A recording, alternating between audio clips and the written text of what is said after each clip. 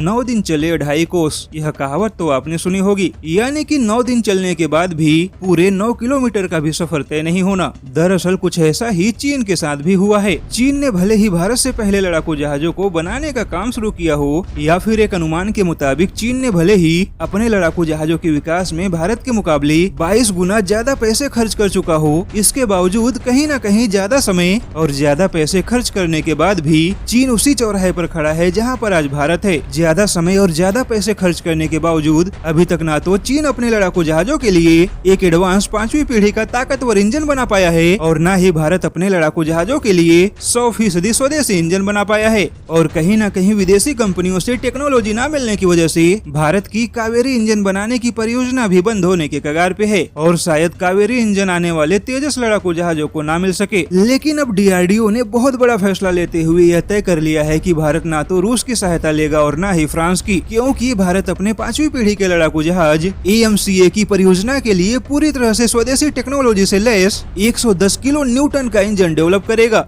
बता दे कि 110 kilo Newton लगभग 11,216 किलोग्राम फोर्स के बराबर होता है। दरअसल किसी भी देश के लिए अपने लड़ाकू जहाजों के विकास के लिए एक ताकतवर और स्टील्थ इंजन का विकास करना बहुत बड़ी चुनौती होती है, क्योंकि बिना इंजन के विकास के कोई भी देश लड़ाकू जहाज बनाने में महारत हासिल नहीं कर सकता। लेकिन अब DRDO ने एयरक्राफ्ट के इंजन में भी भारत को आत्मनिर्भर बनाने का बीड़ा उठा लिया है, ताकि भारत को भविष्य में कावेरी इंजन के परियोजना की तरह विदेशी कंपनियों से धोखा न खाना पड़े। हालांकि स्वीडन की कंपनी साब ने कहा है कि अगर भारत उसके ग्रिपेन लड़ाकू जहाजों का सौदा करता है तो वह भारत के कावेरी इंजन के विकास में सहायता कर सकता है। वैसे DRDO की यह नई परियोजना कावेरी इंजन के विकास की परियोजना से पूरी तरह अलग होगी, और DRDO चाहता है कि भारत के एडवांस मीडियम कॉम्पैक्ट एयरक्राफ्ट यानी कि AMCA के तहत तैयार होने वाले लड़ाकू जहाजों में 100% स्वदेशी इंजन का ही इस्तेमाल हो, और यह भारत के लिए बहुत बड़ी कामयाबी होगी।